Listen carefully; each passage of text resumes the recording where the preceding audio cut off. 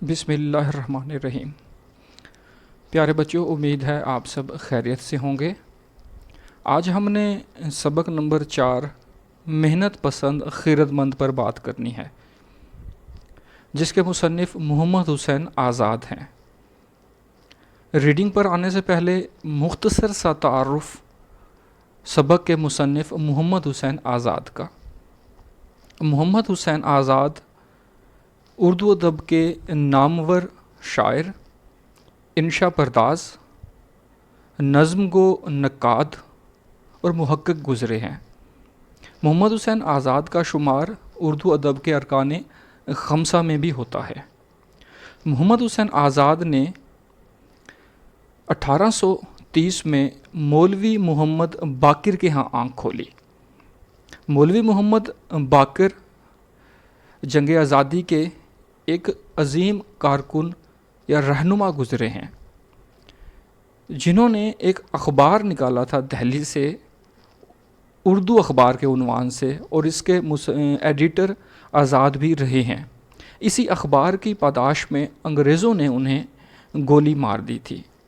محمد حسین آزاد نے ابتدائی تعلیم گھر سے حاصل کی۔ شاعرانہ مزاج کی وجہ سے محمد ابراہیم ذوق کے سایہ عاطفت میں آئے، اور اس کے بعد گورنمنٹ کالج میں زیر تعلیم بھی رہے ہیں۔ گورنمنٹ کالج جو اب گورنمنٹ کالج یونیورسٹی اور اس کے بعد اورینٹل کالج لاہور کے نام سے بھی مشہور ہے، یہاں پر یہ عربی اور فارسی کے پروفیسر بھی رہے ہیں۔ مولانا محمد حسین ایسی قداور شخصیت جو بیک وقت کئی طرح کی خصوصیات کی حامل رہی ہے، فارسی زبان ایران سے سیکھی اور گورنمنٹ کالج میں ہوتے ہوئے خاصا ان کو وہ علمی اور ادبی ماحول میسر آیا جس کا اظہار ان کی تحریروں سے بھی نظر آیا، اور وہ ان کی شخصیت کا خاصا بھی رہا ہے۔ آخر عمر میں بیٹی کی وفات کے عوض خاصا ایک صدمہ لگا، لہٰذا ذہنی توازن کھو بیٹھے، اور اسی صورت میں 1910 میں ان کا انتقال ہو گیا۔ ان کے تصانیف میں جو معرکۃ الآراء تصانیف شامل ہیں، ان میں مشہور زمانہ تذکرہ آب حیات، نیرنگ خیال، دربار اکبری، قصص الہند اور سخندان فارس جو ہیں، یہ اہم تصانیف ہیں، اور شامل نصاب سبق محنت پسند خیرت مند نیرنگ خیال سے لیا گیا ہے۔ اب محنت پسند خیرت مند جو ہے وہ صنف کے اعتبار سے تمثیل ہے۔ بنیادی طور پر تمثیل اس صنف تحریر کو کہا جاتا ہے جس میں مجرد چیز کو مجسم بنا کر پیش کیا جاتا ہے، یعنی کہ ایسی چیز جو ایک وجود نہ رکھتی ہو تو اس کو وجود کی صورت پیش کرتے ہیں، یعنی کہ مجرد جو ایبسٹریکٹ ہو ان کو جسم یا کردار کی شکل میں ڈھال کر مولانا محمد حسین آزاد نے پیش کیا ہے، اور ان کے ہاں ایسی عمدہ اور نادر تماثیل استعمال ہوئی ہیں کہ جو بسا اوقات انسانی صفات اور خوبیوں کی صورت میں اس کردار کے اندر موجود ہوتی ہیں اور وہ کردار بنا کر پیش کرتے ہیں۔ ہم مختصر یوں بھی کہہ سکتے ہیں کہ وہ چیز جو وجود نہیں رکھتی، جسم نہیں رکھتی، تو اس کی خوبیوں، اس کے کردار کے اوصاف کا ذکر کر کے اس کو ایک جسم بنا کر پیش کیا جاتا ہے، یعنی کہ واقعہ پہلے رونما ہو چکا ہوتا ہے، لہٰذا اس کو کردار بنا کر اب پیش کر کے ہمارے سامنے لا کھڑا کیا جاتا ہے۔ اسی طرح جو سبق محنت پسند خیرت مند ہے، اس کے اندر بھی مختلف تماثیل محمد حسین آزاد نے استعمال کی ہیں، اور اس کے اندر بھی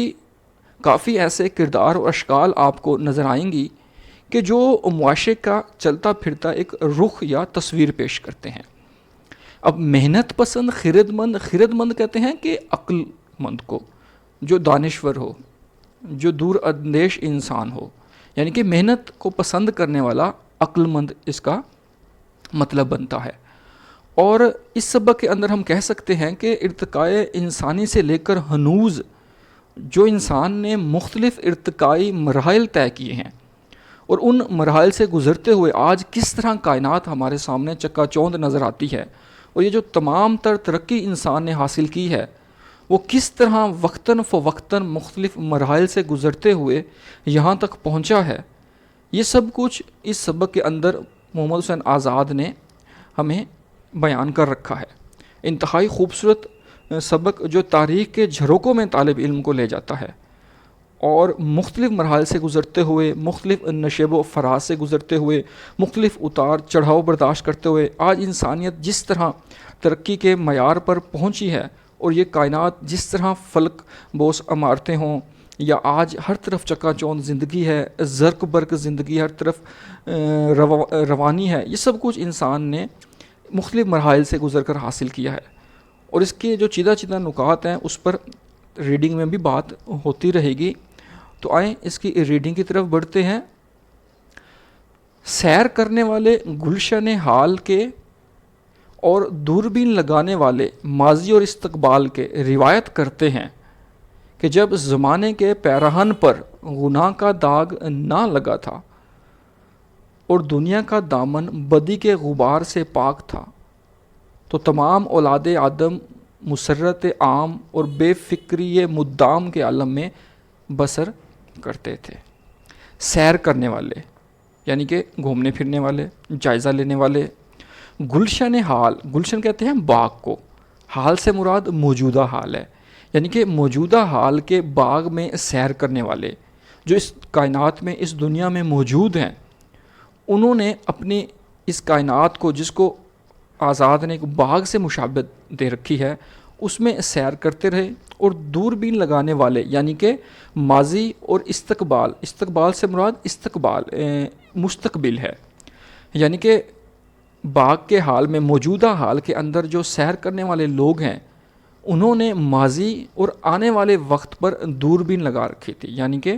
ان کی چشم تصور نے ماضی کو تو حقیقت میں پرکھا، لیکن آنے والے وقت اور مستقبل کے بارے میں بھی وہ خاصی پیشن گوئی رکھتے تھے، اور ان کو خاصا اس چیز کا ادراک تھا، اور وہ اپنے عقل، دانشمندی، فہم و فراست، زیرکی یا تدبر کی بنا پر وہ آنے والے وقت کا بھی جائزہ لے لیتے تھے۔ روایت کرتے ہیں، بیان کرتے ہیں کہ جب زمانے کے پیرہن پر، پیرہن یعنی کہ دنیا کے لباس پر، پیرہن کہتے ہیں لباس کو، زمانے کے پیرہن، زمانے کے لباس پر گناہ کا داغ نہ لگا تھا، یعنی کہ تب لوگ معصوم تھے، گناہ اور بدی سے پاک تھے، تو دنیا کا دامن بدی کے غبار سے پاک تھا، یعنی کہ جب زمانہ اور اپنے زمانے کے لباس داغدار نہ ہوئے، گناہوں سے آلودہ نہ ہوئے، تو ہر طرف پاکیزگی تھی، ہر طرف نفاست تھی۔ اور اسی لمحے، اسی سینیریو میں جو اولاد آدم ہے وہ ہر طرف خوشی اور بے فکری مدام، یعنی کہ ہمیشہ کی بے فکری میں زندگی بسر کرتے تھے، یعنی کہ جب زمانہ کا جو لباس تھا وہ گناہوں سے پاک تھا، تو اولاد آدم ہر طرف خوش باش رہتی، خوش و خرم رہتی، اطمینان اور فراغت ہوتی، اور ان کو ہمیشہ کی جو ہے وہ بے فکری تھی، یعنی کہ ایسا نہیں تھا کہ ان کا دامن داغدار ہو۔ ملک فراغ تھا، یعنی کہ ملک بڑا خوشادہ تھا، خوشحال تھا، ہر طرف خوشحالی تھی، ہر طرف فراوانی تھی، اور خوش و آرام، رحم دل اور فرشتہ مقام گویا ان کا بادشاہ تھا۔ خسرو آرام یعنی کہ خسرو ماضی میں بھی بادشاہ گزرا ہے، اور یہاں پر جو خسرو بادشاہ تھا وہ آرام یعنی کہ عیش پسندی اور آرام میں، اطمینان میں زندگی بسر کرنے والا، گویا وہ ان کا بادشاہ تھا، کہ جس طرح ہر طرف خوشحالی تھی، ہر طرف اطمینان، فراغت اور فراغ حوصلگی تھی، لہٰذا اس علاقے کا جو بادشاہ تھا، اس سلطنت کا، اس ملک کا بادشاہ بھی خاصا خوشحال تھا۔ وہ نہ رعایت سے خدمت چاہتا تھا، نہ کسی سے خراج باج مانگتا تھا، یعنی کہ وہ خود بھی خوشحال رہتا، اور اپنی رعایت کہتے ہیں رعایا کو، سلطنت میں رہنے والی عوام، ان سے وہ کوئی خدمت نہیں طلب کرتا تھا، اور نہ ہی خراج باج کہتے ہیں عام الفاظ میں ٹیکس لینا، محصولات لینا،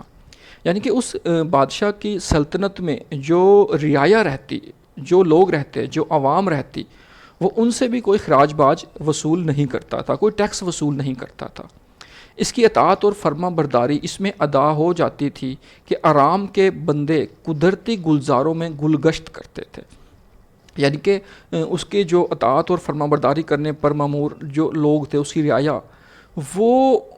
قدرتی باغوں میں گھومتے پھرتے تھے، یعنی کہ اس کی جو ریاست سلطنت تھی اس کو اس نے قدرتی باغوں کی جو علامت ہے وہ قرار دے رکھا ہے، اور اس میں رعایا گھومتی پھرتی نظر آتی تھی۔ ہری ہری سبزے کی کیاریوں میں لوٹتے تھے، یعنی کہ گھومتے پھرتے تھے، سیر کرتے تھے، آب حیات کے دریاؤں میں نہاتے تھے۔ آب حیات ایسا پانی جو زندگی بخش پانی ہے، جو ہمیشہ زندہ رہنے کے لیے اس کی علامت استعمال کی جاتی ہے، جو اس کو نوش کر لے۔ ہمیشہ وقت صبح کا اور سدا موسم بہار کا رہتا تھا، یعنی کہ اتنی خوشحالی تھی، کسی کو کوئی تکلیف اور پریشانی نہیں تھی، لہٰذا ہر طرف صبح کا عالم تھا، اور صبح کا منظر ایسا دل فریب منظر ہے کہ جب سورج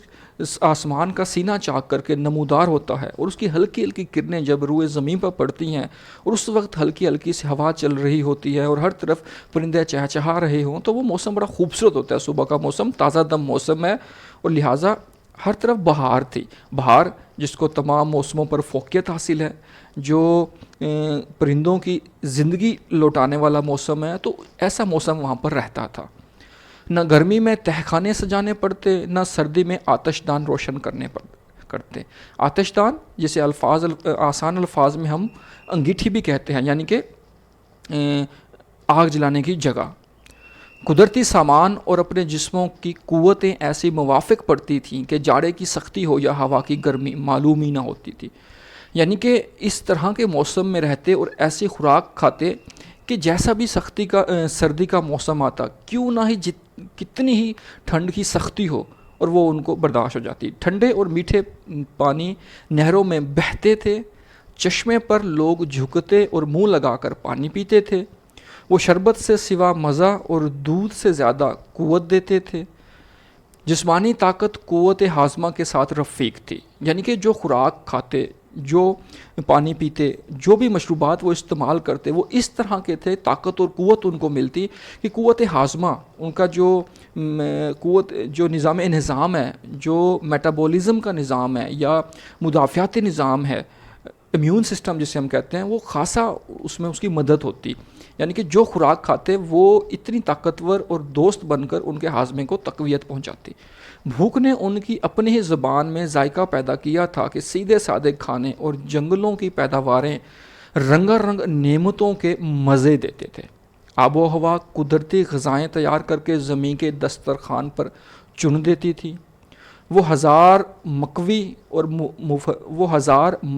مفرہ کھانے کا کام دیتی تھی۔ مکوی یعنی کہ جو طاقت والی ہو، قوت والی خوراک، اور مفرہ کہتے ہیں جو فرت بخش ہو، جو طاقت بخشنے والی ہو، یعنی کہ اس وقت جو ہوا چلتی وہ اتنی ہوا جو ہے وہ آپ کہہ سکتے ہیں کہ اتنی اس کے اندر آسودگی، اتنی خوشبو اور اتنی تازہ دم ہوا تھی کہ وہ ہر طرف عطر بکھیر دینے کا کام کرتی۔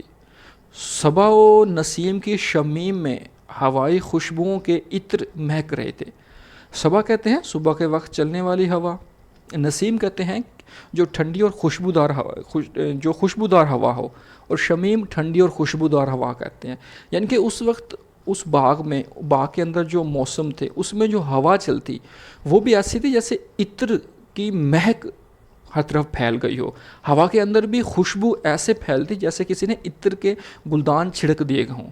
بلبلوں کے چہچے، خوش آواز جانوروں کے زمزمے سنتے تھے۔ زمزمے کہتے ہیں کہ نغمے گاتے، گیت گاتے، یعنی کہ جو خوش آواز پرندے تھے، خوش گلو پرندے تھے، وہ اس باغ میں چہچہاتے، اس باغ میں کی فضا میں پرواز کرتے، اور چونکہ فضا تازہ دم تھی لہٰذا ہر طرف پرندے اور چرند جو ہے وہ گیت گاتے، خوشحالی کے نغمے گاتے، خوشحالی کے نظر آتے۔ خوبصورت چرند پرند آس پاس کلیل کرتے پھرتے یعنی کہ خوشی کے عالم میں ہر طرف گھومتے پھرتے تھے، سیر کرتے پھرتے تھے، اور ان کے چلن سے، ان کے چال ڈھال سے خوشحالی چھلکتی تھی۔ چرند یعنی کہ چرنے والے جانور، پرند یعنی کہ اڑنے والے پرندے، جا بجا درختوں کے جھرمٹ تھے، یعنی کہ ہر طرف درخت اشجار نظر آتے، انہی کے سائے میں سب چین آرام سے زندگی گزارتے تھے، بسر کرتے تھے، گزارتے تھے۔ یہ عیش و آرام کے قدرتی سامان اس بہتات سے تھے کہ ایک شخص کی فراوانی سے دوسرے کے لیے کمی نہ ہوتی تھی۔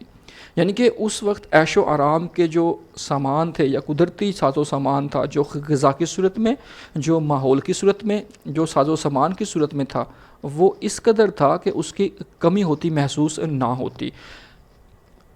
اور کسی طرح ایک دوسرے کو رنج نہ پہنچتا تھا۔ یعنی کہ وہ اتنی فراوانی تھی خوراک کی، غذا کی، ہر چیز کی، کہ اگر کوئی شخص ایک دوسرے کے لیے کمی بھی محسوس ہو، لیکن وہ کمی حقیقتاً کمی نہیں تھی، اور نہ ہی کسی کو دوسرے سے رنج تھا، نہ ہی کوئی کسی کی زندگی میں دخل اندازی کرتا تھا، لہٰذا ہر طرف آسودگی، اطمینان اور فراغت تھی۔ سب کی طبیعت خوشی سے مالا مال اور دل فارغ البال تھے۔ فارغ البال یعنی کہ بے فکر تھے، ہر طرف خوشحال تھے، خوشحالی تھی۔ اس لیے کوئی کسی سے جو ہے وہ خار نہیں کھاتا تھا، کسی کو کسی سے کوئی رنج اور تکلیف نہیں تھی، ہر طرف خوشحالی تھی۔ تو یہ آج اس کے تعارف کے ساتھ پہلا جو پیراگراف ہے یہ مکمل ہوتا ہے۔ انشاءاللہ یہ پہلا حصہ ہے، نیکسٹ ہم اس کے دوسرے حصے پر بات کریں گے، اور اس کو اچھے سے پڑھنے کے بعد یقیناً آپ کو بہت سی ایسی مفید معلومات میسر آئے گی کہ کائنات نے کس طرح وقتاً فوقتاً بتدریج آگے بڑھتی رہی ہے، اور مختلف مراحل طے کرنے کے بعد آج انسان اس جگہ پر پہنچا ہے۔ تو آج کے لیے بچوں اتنا ہی کافی ہے۔ وما علینا الا البلاغ۔